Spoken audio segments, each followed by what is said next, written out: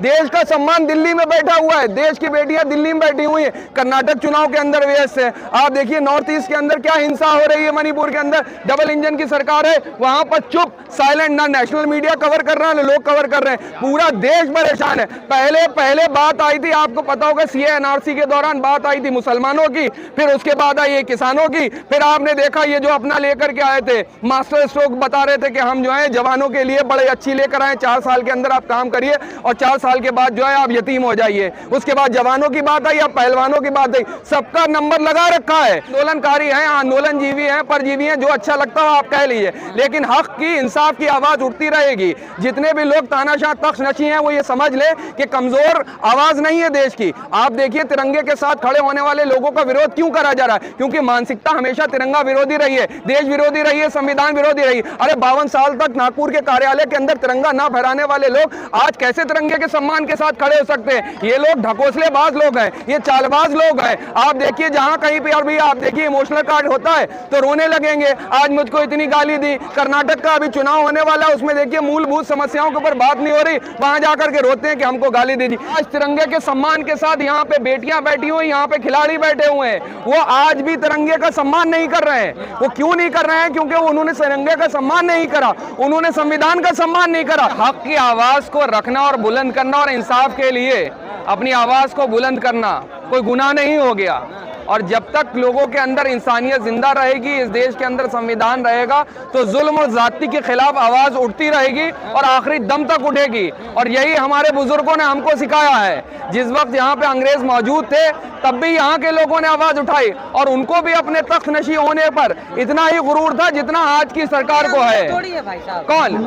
ये अंग्रेजों के भी जो है वही उन्हीं की औलादों में से एक है। इन्होंने हमेशा देखिए गांधी जी के जो आंदोलन थे उसका भी कभी समर्थन इन लोगों ने नहीं करा। देश के अंदर जब क्रांतिकारी आंदोलन चल रहे थे, मूवमेंट चल रहे थे, तब भी इनकी मानसिकता के लोग देश की आंदोलन के साथ नहीं थे, गांधी जी के साथ नहीं थे। नेताजी सुभाष चंद्र बोस की आजाद हिंद फौज जब बन रही थी तब भी इन्हीं की मानसिकता के लोग इनके साथ नहीं थे। कौन लोग थे जो संविधान का विरोध कर रहे थे? कौन लोग थे जिन्होंने तिरंगे का विरोध करा? आज तिरंगे के सम्मान के साथ यहाँ पे बेटियां बैठी हुई, यहाँ पे खिलाड़ी बैठे हुए हैं, वो आज भी तिरंगे का सम्मान नहीं कर रहे हैं। वो क्यों नहीं कर रहे हैं? क्योंकि उन्होंने तिरंगे का सम्मान नहीं करा, उन्होंने संविधान का सम्मान नहीं करा। ये स्मृति ईरानी इसलिए नहीं भूल रही है क्योंकि ब्रजभूषण शरण सिंह जो है उन्हीं की पॉलिटिकल पार्टी के हैं, वही वो भी भाजपा से हैं और ये भी भाजपा से हैं और मोदी जी का जो है संरक्षण हासिल है उनको, इसलिए ना कार्रवाई हो रही है। मैं आपको बता दूं कार्रवाई के नाम पे ढकोसला होगा, जैसे पहले भी हमने देखा किसान आंदोलन के अंदर भी आपने देखा किस तरीके से ढकोसलेबाजी हो गई। 650 किसान जो है वो शहीद हो गए, गर्मी बारिश आंधी तूफान में खड़े रहे, लेकिन देश के अन्नदाता के लिए जो है इनके दिलों के अंदर से आवाज नहीं निकलती है। आपने देखा उसके बाद आकर के क्या करा, 650 किसानों की शहादत होने के बाद उन्होंने वापस ले लिया। अरे किसके लिए करा? वही अडानी के लिए करा, वही जो है बड़े बड़े उद्योगपतियों के लिए सरकार चलाने की कोशिश कर रही है। आज भी देखिए ठग कहां से आ रहे हैं, इन्हीं की पॉलिटिकल पार्टी से ठग निकल के आ रहे हैं जो देश को लूट लूट करके जा रहे हैं। अरे हाँ है, आंदोलनकारी हैं, आंदोलनजीवी हैं, परजीवी हैं, जो अच्छा लगता हो आप कह लीजिए, लेकिन हक की इंसाफ की आवाज उठती रहेगी। जितने भी लोग तानाशाह तख्त नशी हैं वो ये समझ ले कि कमजोर आवाज नहीं है देश की। आप देखिए तिरंगे के साथ खड़े होने वाले लोगों का विरोध क्यों करा जा रहा है, क्योंकि मानसिकता हमेशा तिरंगा विरोधी रही है, देश विरोधी रही है, संविधान विरोधी रही। अरे 52 साल तक नागपुर के कार्यालय के अंदर तिरंगा ना फहराने वाले लोग आज कैसे तिरंगे के सम्मान के साथ खड़े हो सकते हैं? ये लोग ढकोसलेबाज लोग हैं, ये चालबाज लोग हैं। आप देखिए जहां कहीं पे भी आप देखिए इमोशनल कार्ड होता है तो रोने लगेंगे, आज मुझको इतनी गाली दी। कर्नाटक का अभी चुनाव होने वाला है, उसमें देखिए मूलभूत समस्याओं के ऊपर बात नहीं हो रही, वहां जाकर के रोते हैं कि हमको गाली दी। देश का सम्मान दिल्ली में बैठा हुआ है, देश की बेटियां दिल्ली में बैठी हुई है, कर्नाटक चुनाव के अंदर व्यस्त है। आप देखिए नॉर्थ ईस्ट के अंदर क्या हिंसा हो रही है, मणिपुर के अंदर डबल इंजन की सरकार है, वहां पर चुप साइलेंट, ना नेशनल मीडिया कवर कर रहा है, लोग कवर कर रहे हैं, पूरा देश परेशान है। पहले बात आई थी, आपको पता होगा सीए एनआरसी के दौरान बात आई थी मुसलमानों की, फिर उसके बाद आई किसानों की, फिर आपने देखा ये जो अपना लेकर के आए थे मास्टर स्ट्रोक, बता रहे थे कि हम जो है जवानों के लिए बड़े अच्छी लेकर आए, 4 साल के अंदर आप काम करिए और 4 साल के बाद जो है आप यतीम हो जाइए। उसके बाद जवानों की बात आई, अब पहलवानों की बात आई, सबका नंबर लगा रखा है, बस हमको सचेत होने की जरूरत है। बांटो और राज करो की राजनीति बड़ी पुरानी हो चुकी है भाजपा की, और वो देखिए अभी जाएंगे कहीं पर जाटों को लड़ाएंगे, किससे लड़वा देंगे आगे जाकर कौन सी जाति से लड़वा देंगे, यादवों को किससे लड़वा देंगे, आपस में ही ये डिवाइड एंड रूल की पॉलिटिक्स करते हैं। तो ये समस्या देश के लिए बड़ी गंभीर है।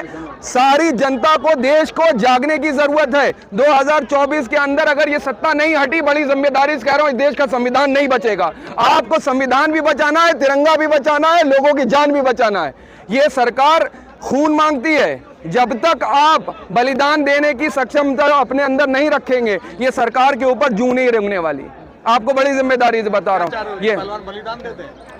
आप देखिए, आंधी तूफान में बैठे हुए हैं, क्रैकडाउन करने की कोशिश करी गई, और मुझे फिर भी अभी भी डाउट है कि यहाँ लोगों की जान के ऊपर खतरा है। आपने देखा होगा टिकैत साहब यहाँ बैठे हुए थे, किस तरीके से उनके ऊपर रात में एकदम से कार्रवाई करने की जरूरत पड़ी। आपने देखा लखनऊ के अंदर सीए एनआरसी का जब प्रोटेस्ट हो रहा था, उसको किस तरीके से इन्होंने क्रैकडाउन करने की कोशिश करी। मुझे शक है, और मैं सरकार को भी चेताना चाह रहा हूं कि इनकी जान और माल की हिफाजत करना सरकार की जिम्मेदारी है। देश का सम्मान है, देश का गौरव है। देश झुकेगा नहीं और आपसे डरेगा नहीं। आपकी सरकार की तानाशाही के खिलाफ देश लगातार खड़ा होता रहेगा। आप बताइए, रात के अंदर क्या जुल्म कर दिया था।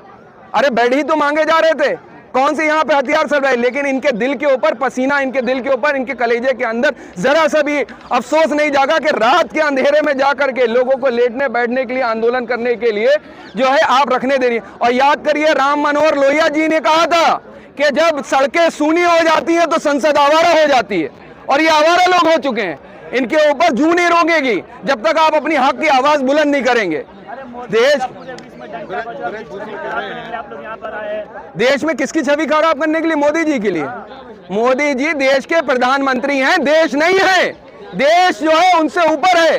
देश में कितने प्रधानमंत्री आए, चले आए और चले जाएंगे, और उनसे पहले भी बहुत से बड़े बड़े प्रधानमंत्री थे, सबको जाना है। मोदी जी ताउम्र के लिए देश के प्रधानमंत्री नहीं बन करके आए हैं। ये देश की जनता ने उनको बनाया है, और ये देश की जनता ने बड़े बड़े तख्तनशी को उठा करके फेंक दिया है। यहाँ पर अकेले नहीं रहने वाले। ये दो गुजरात के लोग आए हैं देश को चूना लगाने के लिए। देश की जनता को बहुत सचेत होने की जरूरत है। जहां जाएंगे गोलमोल बातें करेंगे, लोगों की जेब काटेंगे, कभी जीएसटी के नाम पे काटेंगे, कभी नोटबंदी के नाम पे काटेंगे। देखिए, देश के ऊपर सबसे पहला आपको बता दूं, इन्होंने हमला करा देश के रिजर्व बैंक के ऊपर। जब इन्होंने नोटबंदी करी तो लोगों क्या कहा कि मुझे 50 दिन दीजिए मित्रों, 50 दिन दीजिए, और क्या निकला आपके आगे? नहीं, ब्रजभूषण सर सुनिए, सुनिए आपको बताऊं, ब्रजभूषण शरण सिंह अकेले ऐसे नहीं है नेता। आज भी आप अगर उत्तर प्रदेश विधानसभा में सही से कार्रवाई कर देंगे तो 100 से अधिक ऐसे विधायक हैं जिनके ऊपर गंभीर धाराओं में मुकदमे दर्ज हैं। अगर कार्रवाई करना है तो करिए। बहुत सी भारतीय जनता पार्टी के सबसे ज्यादा लोग बैठे हुए हैं, आपको पता है इस बात में? जाकर के देखिए कितने लोगों पर आपराधिक मुकदमे सदन के अंदर बैठे हैं, उनके ऊपर कार्रवाई नहीं करते हैं सदन में। की तो गाड़ी पलट रही है। देखिए, झूठ है, छलावा है। उन माफियाओं की गाड़ी पलटेगी जिनसे इनको पॉलिटिकल नैरेटिव में फायदा पहुंचेगा। सिर्फ एक ही मकसद है, चुनाव कैसे जीता जाए, चुनाव के अंदर सत्ता का, चाहे जितने लोगों की जान चली जाए, कितने लोगों को जो है ये कत्ल कर दें, मार दें, इनके ऊपर कोई फर्क नहीं पड़ने वाला है। इनको सिर्फ अपनी सत्ता प्यारी है और कुर्सी प्यारी है, कोई मतलब नहीं। देश का सम्मान बैठा हुआ, इनके कान पे जूं रहेगी नहीं रहेगी, क्योंकि अभी पॉलिटिकल फायदा नहीं है। सुनिए, राजनीति जो है वो इंसान करते हैं, जानवर नहीं करते हैं। आप नहीं राजनीति करके आए हैं। आपने कौन कौन से आंदोलन करे? आप भी तो आंदोलन करके राजनीति आए। बीजेपी एक पॉलिटिकल पार्टी है या नहीं है? और इंसानों का हक होता है राजनीति करना। बताइए, कह रहे कि हम 1000 लड़के का शोषण कैसे कर सकते हैं? हम शिलाजीत की रोटी खाते हैं। सुनिए, एक बात सुनिए, आपको बताऊं, ये बड़े चालाक और चतुर लोग हैं। आपको पता होगा मीटू मूवमेंट हुआ था और उसमें भाजपा के एक सांसद फंसे थे, खाली उनका नाम आ गया, मंत्री थे, और क्या नाम है वो भी बड़े आते, मैं नाम नहीं लूंगा उनका। उनको इस्तीफा देना पड़ा। आज तक उनके पास माइक लगा के किसी ने सवाल करे नहीं करे। 20-20 साल 30-30 साल पुराने लोगों ने अपनी आवाज उठाई और उसके खिलाफ कार्रवाई करी सरकार ने। आज जब इतना बड़ा एलिगेशन लग रहा है तो अभी तक अरेस्टिंग नहीं हुई। और उसके पास आप देखिए ना, ये लोग जी, कुछ पहलवानों का, हरियाणा के पहलवानों का वीडियो, इसको ना हरियाणा के पहलवान मत कहिए, देश के पहलवान कहिए। अपने अल्फाज वापस लिया करिए। मैं हरियाणा में, आप जो कहना, देश के पहलवान है, हरियाणा के नहीं है, देश के पहलवान है, देश के पहलवान है। यही जो है गोदी मीडिया की मानसिकता जो है ना कि आप इसको हरियाणा में बांट देंगे, पश्चिमी उत्तर प्रदेश में, ये देश के पहलवान है देश के पहलवान जी। हैं, जो हरियाणा में रहते हैं, उनका वीडियो वायरल हुआ है। वो कह रहे हैं कि हमारा फ्यूचर खराब कर रहे हैं ये पहलवान जो धरने पर हैं, हमारा नेशनल होने दिया जाए और ये कोर्ट में। और ये जो पहलवान अपने हक की आवाज उठा रहे हैं, जो मेडल लेकर के आए कि इनकी आवाज को अनसुना कर दिया जाएगा, यही नैरेटिव चलाने की कोशिश है, यही भारतीय जनता पार्टी की मानसिकता है, लोगों को बांट करके। मैं अभी बताऊं, किसानों के अगेंस्ट में आपने दूसरे किसान खड़े करे थे, याद है आपको? नहीं याद है? वो भी अपने आप को किसान कर रहे थे। किस तरीके से किसान आंदोलन को क्रैकडाउन करने की कोशिश करी गई। आप बताइए, किसानों को खालिस्तानी कहा गया, आतंकवादी कहा गया, कनाडा से लेकर पैसा खाने वाला कहा गया। ये किसानों के बारे में मानसिकता थी आपकी। देश को बलगलाइए मत। आप जो बात कहें वो हक की और सच की सवाल करिए। क्या होता है भाई, सवाल हर तरह का होता है।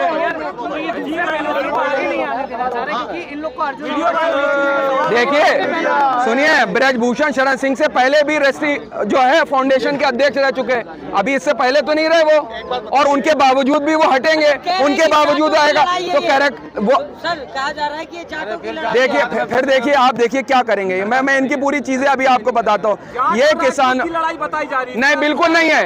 ये देश के सम्मान और गौरव की लड़ाई है, ये राजपूतों की लड़ाई नहीं है। आप इसको जातिगत आंदोलन के अंदर खराब करने की कोशिश मत करिए। ये देश के सम्मान की बात है, ये तिरंगे के सम्मान की बात है। जो पूरे विश्व के अंदर जिन्होंने अपना नाम रोशन करा है, देश को ऊंचे स्तर तक पहुंचाया है, ले जाकर देश का गौरव बढ़ाई, उसके सम्मान की बात है। आप इसको हरियाणा वर्सेस यूपी मत बनाइए, ना इसको जात के अंदर बांटिए। देश का सारे सम्मान, देश के सादे लोग, सारी बिरादरी के लोग, चाहे हिंदू हो, मुसलमान हो, सिख हो, जाट हो, क्रिश्चियन हो, सारे लोग इन बेटियों के साथ खड़े हुए हैं। शाहीन बाग वाले एक्टिव हो गए सारे के सारे।